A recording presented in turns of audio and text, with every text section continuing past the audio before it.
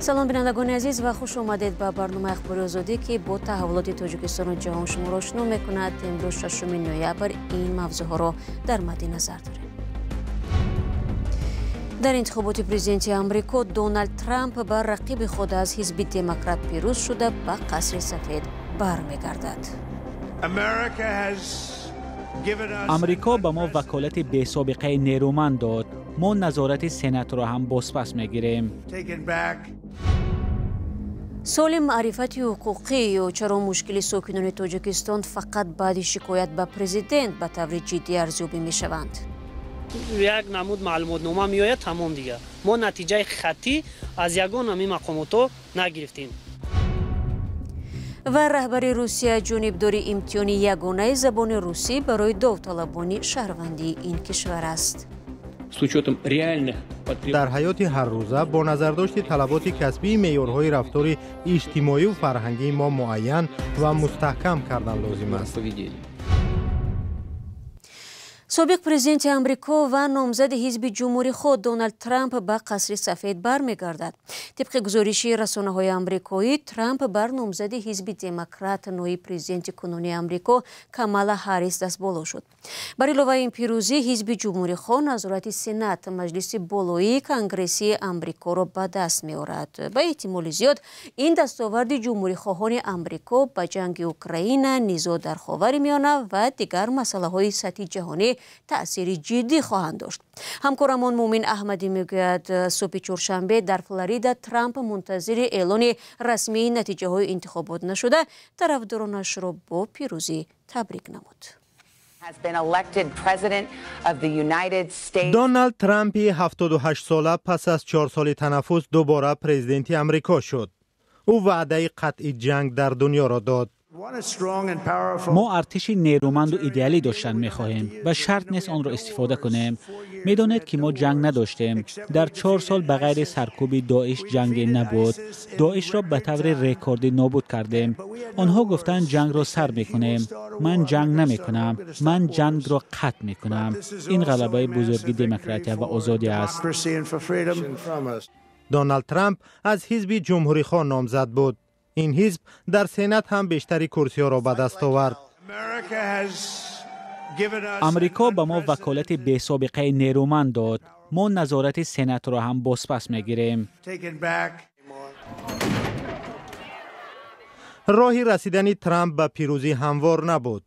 او شکستش از جو بایدن را در سال 2020 با درد پذیرفته بود و از طرفدارانش دعوت کرد که اعتراض کنند. ترامپ سال 2016 بار اول در حال پرزیدنت انتخاب شده بود که هیچ تجربه کار در نهادهای دولتی را نداشت. او یک تاجر میلیاردر بود که به سیاست وارد شد. او در این دور با شعار بهتر کردن اقتصاد آمریکا و مبارزه با مهاجران غیرقانونی وارد رقابت انتخاباتی شد. وعده بستن مرز مکزیکو با آمریکا را داد که به گفته او بیشتری مهاجران غیرقانونی از آنجا وارد می شوند. مکزیک برای ما آدمان بهترین را نمیفرستد. آنها مواد مخدر میارند، تجاوزکارند و فکر میکنند برخی هم آدمان خوب هستند. در دور اولی پرزیدنتیش ترامپ دادرس‌هایی را در دادگاه عالی تعیین کرد که زنان را از حق اسقاط حمل محروم کرد. سال آخری رهبریش آمریکا در مبارزه با ویروس کووید 19 دست به گریبان بود. او دستور فوری تهیه واکسن ضد این بیماری را داد و پیشنهاد آموزش سرچشمه ویروس را کرد.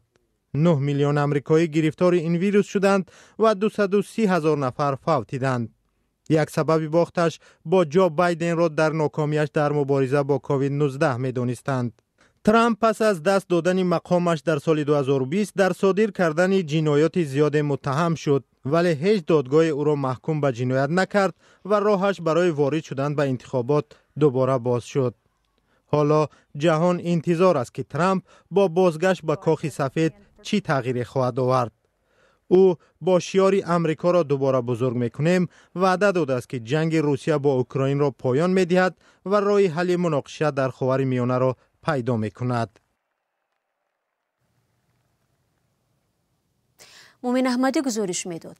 با اعلان نتیجه های پیشکی انتخابات پرزیدنتی در امریکا، همکاران ما در کوچه های دوشنبه از شهروندان پرسیدند که درباره نتیجه این معرکه سیاسی چی نظر دارند.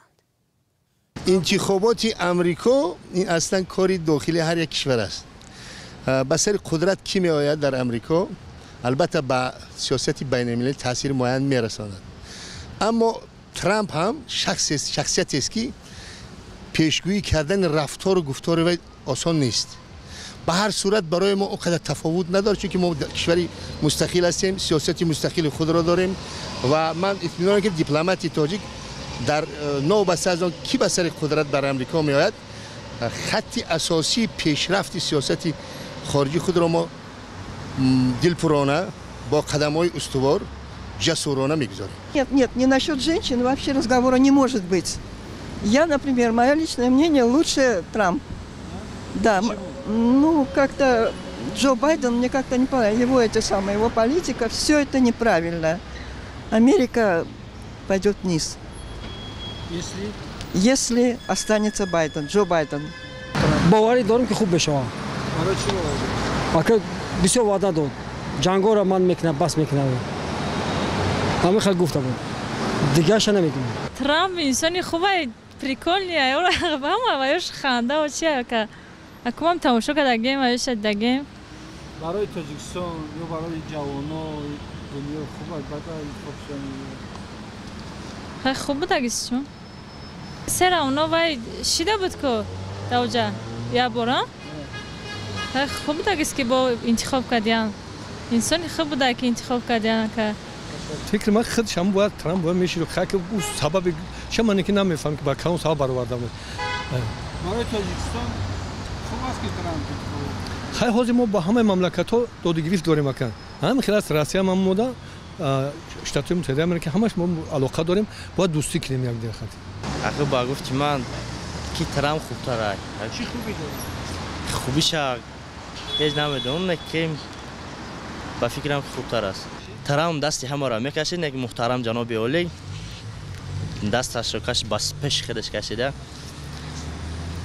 یک چیز بله همین چیزش هست.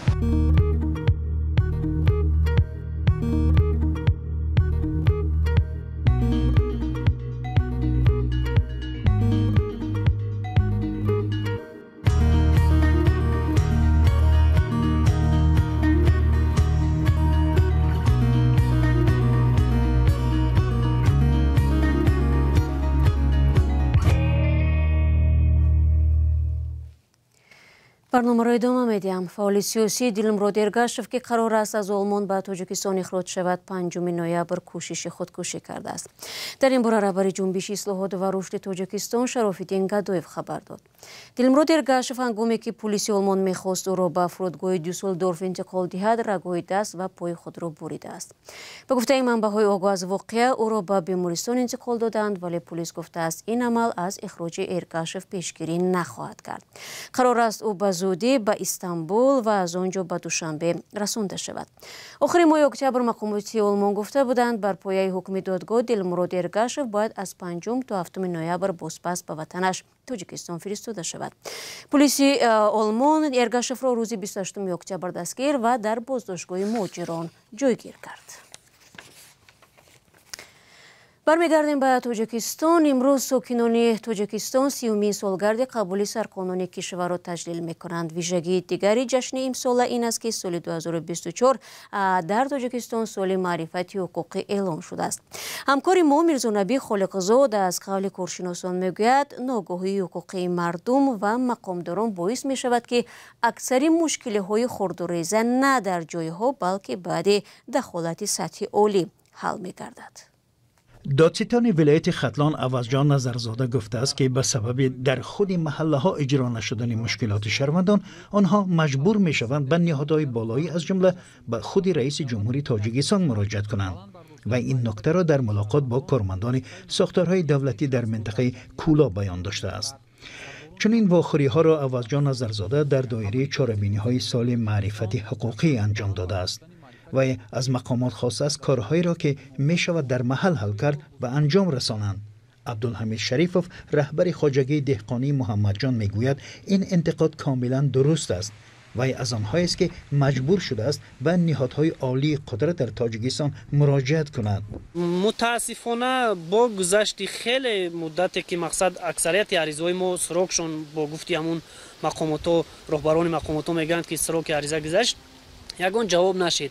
فقط به ما وای می اومد که تابعیت شد. مثلا پروکاتور گنرالی با پروکاتور ولایت ختلون تابعیت میکنه، پروکاتور ولایت ختلون با پروکاتور منطقه کلوب تابعیت میکنه و او عریضه‌ای که در پروکاتور ناحیه شوراباد داشتیم او هم به شعبه کارهای داخلی تابعیت کرده است. همون یک نمود معلومات نامه میآید تمام دیگه. ما نتیجه خطی از یگان همین مقامات نگرفتیم.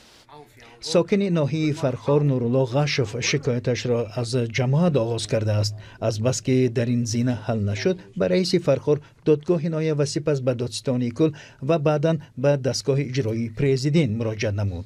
وی میگوید اگر برخورد درست و حقوقی می بود شکایت او در خود ناحیه حل شده می توانست. ایشون میره اینجا اونجا رنگ والیبال اینجا برا کمیته زمین اون همه را گشتگی همش اخیرش اومد که بسود شدم که هیچ شوخی.